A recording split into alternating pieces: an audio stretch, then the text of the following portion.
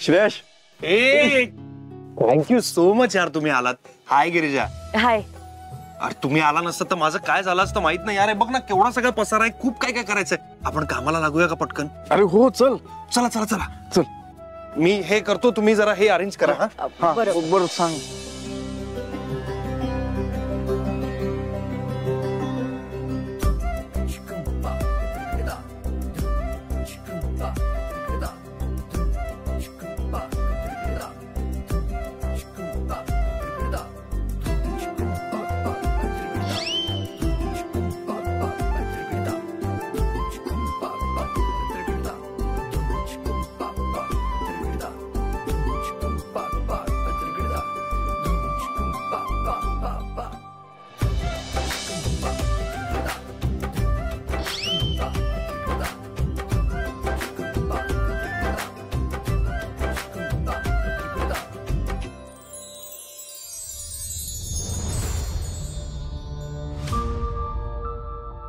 ताई, कसं असतं ना, एरवी लग्न म्हटलं की किती तयारी, खरेदी, काय काय रीतीभाती असतात.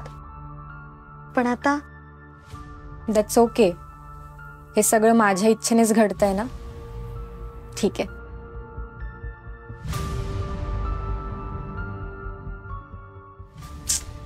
श्राऊ, काय करतेस तू? हे जरा नीट घडी घाल ना. तुला माहितीये ना मला हे सगळं पर्टिक्युलर लागतं. I know. मग लग्नाच्या बाबतीत का करतेस तू असं? काय केलं मी आता? ताई, तुला माहितीये मला नेहमी असं वाटायचं, जेव्हा तू लग्न करशील तेव्हा ज्या मुलाला तू लाईफ पार्टनर म्हणून सिलेक्ट करशील ना, तेव्हा त्याच्यात काय काय क्वालिटीज आहे हे बघशील. त्याला छान भेटून, त्याच्याबरोबर टाइम स्पेंड करून, नीट विचार करून लग्न करशील. पण काय? पण अनोळखी मुलाशी लग्न करतेस तू. तुला टेन्शन नाही येत आहे? भीती नाही वाटत आहे? ज्या मुलाला आपण ओळखत नाही, ज्याच्याबद्दल आपल्याला काहीच माहित नाही, ज्याच्या आवडीनिवडी आपल्याला माहित नाही, त्या मुलाशी लग्न करणं म्हणजे रिस्की आहे ना खूप. श्राऊ, मला सांग, आपण जेव्हा फिरायला जातो तेव्हा कॅब बुक करतो किंवा ट्रेनने प्रवास करतो, बरोबर? पण त्यावेळी आपण त्या ट्रेनच्या मोटरमॅनला किंवा कॅबच्या ड्रायव्हरला ओळखतो का? नाही ना. ना आपल्याला त्याचे स्किल्स माहिती असतात, ना आपल्याला त्याचा एक्सपिरियन्स माहिती असतो. केवढी मोठी रिस्क घेतो आपण. कधीही काही होऊ शकतं. नात्यातही तसंच असतं. नात्यात जेवढं डेस्टिनेशन इम्पॉर्टंट असतं ना, त्यापेक्षा इम्पॉर्टंट त्याची जर्नी असते. त्यामुळे प्रवास एन्जॉय करायचा. बरं, हे सगळं फिलॉसॉफी म्हणून ऐकायला ठीक आहे, पण ऐक, आयुष्याच्या पुस्तकात पुढच्या पानावर काय लिहिलंय हे कुणालाही माहिती नसतं. तरीही आपण आयुष्य जगतोच ना. मग नेगेटिव्ह विचार का करायचाय? आणि तसंही माझं आयुष्य छान सुखी व्हावं ह्यासाठी मी हे लग्न करत नाहीये. मुळात हे लग्न माझ्यासाठी एक पायरी आहे, माझ्या न्यायाच्या लढाईपर्यंत पोहोचण्यासाठी. फायनली सगळं रेडी आहे. हॅपी? या हॅपी. अनुष्काला आवडेल ना यार. तू हे सगळं मनापासून केलंयस ना, मग तिला नक्की आवडेल. करेक्ट. बरं, निघूया आपण. अगं निघूया काय? थांब जरा. मला बघायचं आहे की तो कसा प्रपोज करतो, म्हणजे मला पण शिकता येईल ना. थांबू ना, बघू शकतो ना मी. हा आता काय. हा विक्रांत, तू उगाच ऑकवर्ड केलंस त्याला. डोंट वरी, आम्ही जातोय. हा तुमच्या आयुष्यातला खूप महत्वाचा क्षण आहे. हा तुम्ही दोघांनीच सेलिब्रेट करायला हवा, बाकी कोणी नाही. गिरिजा, मी मस्करी करत होतो. बरं ठीक आहे. All the best. Thank you so much. Yes, enjoy. काय चाललंय तुझं गिरिजा? एकीकडे श्रेयससाठी वाईट वाटतंय, तर दुसरीकडे अनुष्काची काळजीही वाटतेय. काय म्हणायचं ह्याला? ज्या शक्यताच नसतात त्यांचीही शक्यता तयार करतं आपलं मन. चला चला. चल.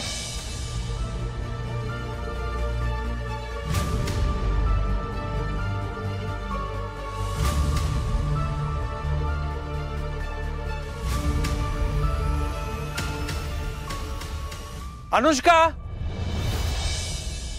अनुष्का. श्रेयस आता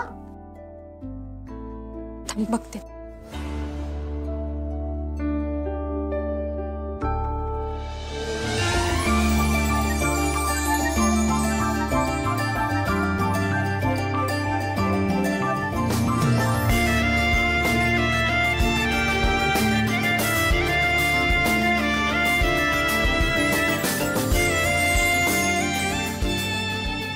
श्रेयस, एवढ्या रात्री तुम्ही इथे? तुमच्यामुळे. मी काय केलंय? काय केलंय? झोप उडाली आहे माझी तुमच्यामुळे. का म्हणजे काय काय विचारत असतात मनात माहितीये? कसले विचार? अच्छा अच्छा, हा तुमचा फॅमिली प्रॉब्लेम आहे का? अहो किती प्रश्न पडतात तुम्हाला दोघींना. आणि इशिता, तुला आतमध्ये काही काम वगैरे असेल ना काहीतरी? नाही, अजिबातच नाही. अगं मग काम नाही तर झोप ना जाऊन. कशाला जागरण करतेस एवढं? डार्क सर्कल्स बघ किती वाढलेत. एक मिनिट, मला काही डार्क सर्कल्स वगैरे नाही झाले आहेत. हा, उगाच मला पळवू नका. आणि मी ताईला सोडून कुठेच जाणार नाही. Good girl. ओ, चिडल्या इशिता मॅडम वाटतं. बरं, आय एम सॉरी. मी रिक्वेस्ट करतो, प्लीज प्लीज आम्हाला थोडी प्रायव्हसी मिळेल का? अजून ओके, हात जोडून रिक्वेस्ट करतो, प्लीज आम्हाला थोडी प्रायव्हसी मिळेल का? That's good, I like it. बघितलं ताई, मी कसं मिस्टर श्रेयस, सॉरी भाऊजी यांना आतापासूनच असं वाकायला लावते. वाकायला? ठीक आहे, वाकायला होते. हो, बरं, you guys carry on and enjoy. Bye. Thank you, bye.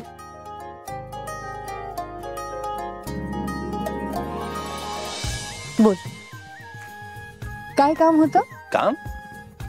काम काही नाहीये. कामाशिवाय भेटायला येऊ शकत नाही का वुड बी बायको? एक्सक्यूज मी, काय म्हणालास? तेच जे तुला ऐकायचंय. उगाच काहीही. का तुला नाही वाटत असं की मी तुला असं प्रपोज करावं? खरं खरं सांगा, चीटिंग नकोय. नाही, असं मला काहीही वाटत नाही. तुझा प्रॉब्लेम काय माहितीये अनुष्का? तू जेव्हा खोटं बोलतेस ना, तुझे हे डोळे सगळं खरं सांगून टाकतात.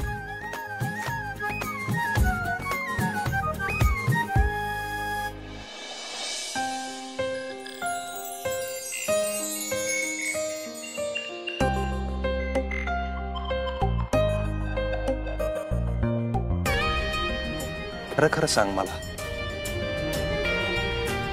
मी जर तुला भेटलो नाही, तुझ्याशी बोललो नाही तर चालणार आहे तुला?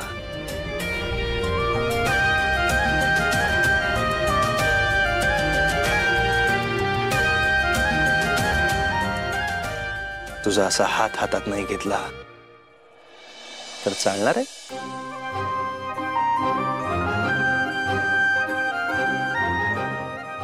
नाही चालणार. सो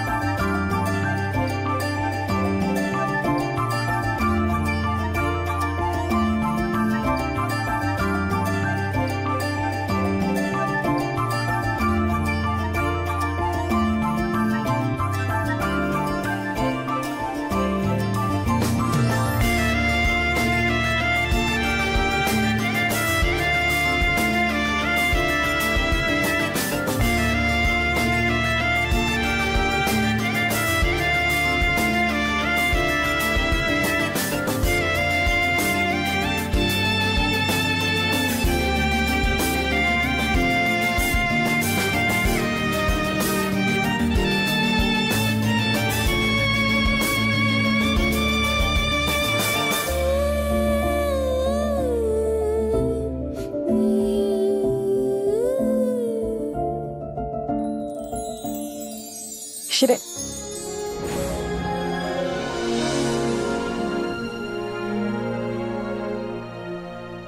हे सगळं काय? मिस अनुष्का रत्नपारखी, तुला मिसेस अनुष्का श्रेयस सरनाईक व्हायला आवडेल?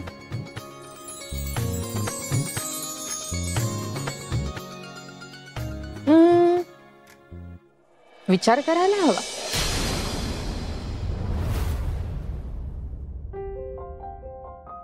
प्लीज अशी मस्करी करू नकोस अनुष्का. मला सारखी भीती वाटत राहते की या लग्नासाठी तू मनापासून तयार नाही आहेस.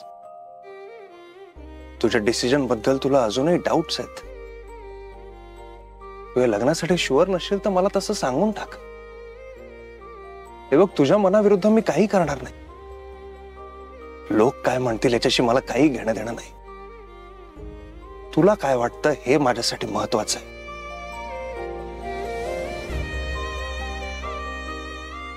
अरे यार, मी इतकं सिरियसली बोलतोय, तू हसतेस काय? का?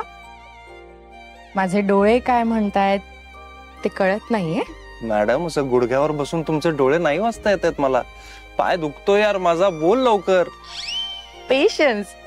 श्रेयस सरनाईक, पेशन्स नाहीयेत तुमच्यात. एवढी घाई कसली आहे? गाई, ते चिंटू आणि पिंकी दमलेत वाट बघून बघून. त्यांचं काय? What? चिंटू पिंकी कोण आहे ते? नातवंड आहेत आपली. बापरे. अगं, काहीच माहित नाहीये तुला. तुझ्या होकाराची वाट बघत बघत मी काय काय इमॅजिन केलं माहितीये का? आपलं लग्न, आपली मुलं, त्यांचं शिक्षण, कॉलेज, करिअर, त्यांची लग्न, त्यांची मुलं, म्हणजे आपली नातवंड. हे सगळं इमॅजिन करून बसलोय यार. माय गॉड. म्हणून म्हणतोय हो म्हण. नाही तुम्ही नातवंडांना काय सांगणार? तुमची आजी अशी खडूस होती, तिने अर्धा तास मला असं गुडघ्यावर बसून ठेवलं होतं म्हणून. वाईट वाटेल ना त्यांना. माझ्यासाठी नाही, निदान त्यांच्यासाठी तरी हो म्हण. हा चंद्र तुझ्यासाठी, ही रात तुझ्यासाठी, आरास ही ताऱ्यांची गगनात तुझ्यासाठी.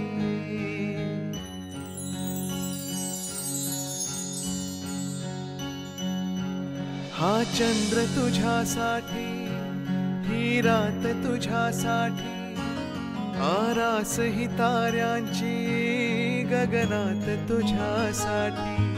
कैफात अशा वेळी मज याद तुझी आली, येना मोहरत्या स्वप्नांना घेऊन येतो, थरथरत्या स्पर्शांना घेऊन येतो. अनुरागी रसरंगी होऊन येतो, नाजुकशी एक परी होऊन येतो.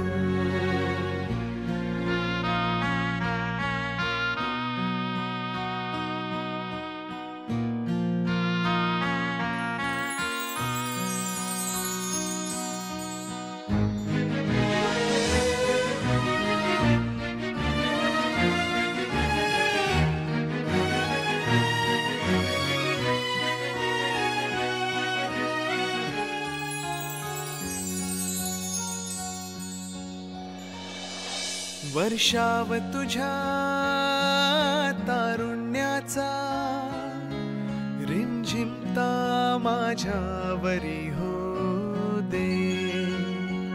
रेशीम तुझ्या लावण्याचे, चंदेरी माझ्यावरी लहरू दे. नाव तुझे माझ्या ओठावर येते, फुल जसे की फुलताना दरवळते. इतके मज कळते अधुरा मी येते, चांद रात ही बघनी सुटून जाते. बांधीन गगनास झुला, जर देशील साथ मला, येना मोहरत्या स्वप्नांना घेऊन येतो, थरथरत्या स्पर्शांना घेऊन येतो. अनुरागी रसरंगी होऊन ये तू नाजुकशी एक परी होऊन ये तू. तू काहीच बोलणार नाहीयेस?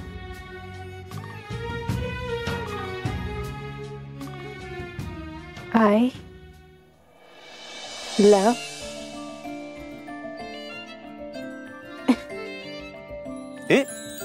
कुठे चालली आहेस? हॅलो, अरे ही काय पद्धत आहे? पुढचं लग्नानंतर सांगेन. लग्न? अरे असं अर्धवट बोलून निघून जातं का यार कोणी?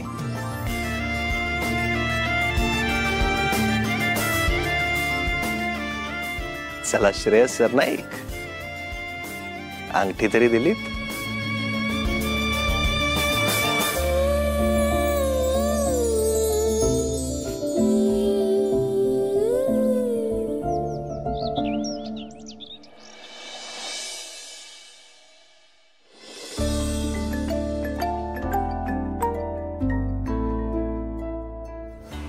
बोल सुजित, काय कशी काय जुन्या मित्राची आठवण आली आज? बडी भाई, तू तो स्टार बन गया, सेलिब्रिटी एकदम. बघतोय न्यूजवर श्रेयस सरनाईक, अनुष्का रत्न बारखी. Wow, congrats. फायनली लग्नाच्या बेडीत अडकलास तू. Thank you so much. पण बेडी काय म्हणतोस रे? प्रेम आहे आमचं एकमेकांवर. प्रेमाचं काय रे, कधीही कुणावरही होऊ शकतं. कुणावरही होतं त्याला प्रेम म्हणत नाहीत. तुला नाही कळणार रे. तू जोपर्यंत खऱ्या प्रेमात पडत नाहीस ना, तोवर तुला कळणार नाही. असो, एनिवेज मी तुला हे सांगायला फोन केलाय की तुझ्या लग्नाचे तुझे कॉस्ट्युम्स, तुझ्या होणाऱ्या बायकोचे कॉस्ट्युम्स, येणाऱ्या सगळ्या मंडळींचे कॉस्ट्युम्स, रादर तुमच्या सगळ्या फंक्शनचे कॉस्ट्युम्स सरपोतदार टेक्सटाईल करणार आहे. Okay, you just sit back and relax. ती जबाबदारी आता माझी. अरे थँक्यू सो मच यार. पण अनुष्काच्या आवडीचे डिझाईन्स, तिचे चॉईसेस, ते सगळं बघावं लागेल ना. तू टेन्शन नको घेऊस, स्वानंदी सगळं मॅनेज करेल. The best designer in town. Okay, क्या बात आहे. अरे तुझ्या कॉलनी अर्ध टेन्शन गेलं माहितीये माझं. थँक्यू सो मच यार. बस क्या भाई, दोस्ती में नो सॉरी और नो थँक्यू. चल फिल्मी कुठला. See you soon bro. हो, thank you. Bye bye. Bye.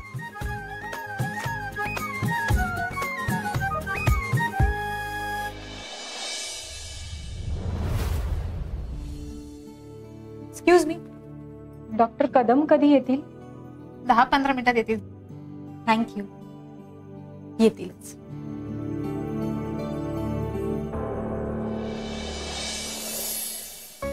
Aaradhya, काका काकी, काका कसे आहेत आता? बरे आहेत बाबा आता. डॉक्टरांनी रुटीन चेकअप सांगितलं होतं म्हणून हॉस्पिटलला घेऊन आले. बर काका, लवकरच बरं वाटेल तुम्हाला. आणि काकी अजिबात टेन्शन घेऊ नका. ओके? अगं असं कसं टेन्शन नका घेऊ. हिच्या लग्नाचं तर आम्हाला टेन्शन असणारच ना. मी समजू शकते, पण आता हिने डिसिजन घेतलाय तर आपण तिची साथ द्यायला हवी ना. अगं ते मान्यच आहे आम्हाला, पण ही आमच्या घरातली मोठी मुलगी आहे ग. हिच्या लग्नाची किती आणि काय काय स्वप्न बघितली होती आम्ही. आता आईबाप म्हणून जर आम्ही तिचं कन्यादान करू शकत नसू, तिच्या डोक्यावर 4 अक्षता टाकू शकत नसू, तर काय उपयोग आहे मला सांग. आणि असे क्षण पुन्हा पुन्हा नाही ना ग येत आयुष्यात.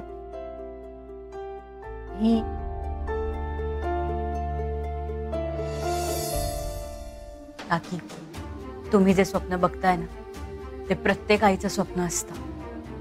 हा, पण आता सिच्युएशन अशी आहे म्हटल्यावर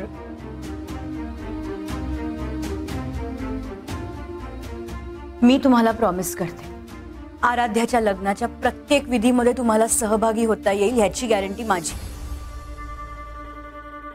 अगं पण ते कसं शक्य आहे?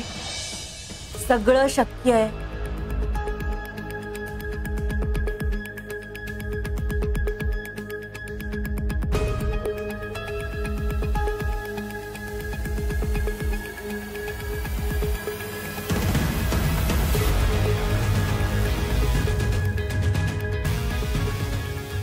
अगं पण त्याच्यात खूप मोठी रिस्क आहे अगं. काकी, आयुष्यात काही रिस्क कमी असतात का? म्हणून काय आपण जगणं सोडतो? नाही ना. मग अगदी करेक्ट आहे. महाभारताच्या युद्धात सुद्धा दुर्योधनाच्या शक्तीपेक्षा श्रीकृष्णाची युक्ती जास्त कामी आली ना. आपली बाजू न्यायाची आहे, त्यामुळे आपला मार्ग कितीही कठीण असला ना तरी विजय आपलाच आहे एवढं नक्की. थँक्यू गिरिजा.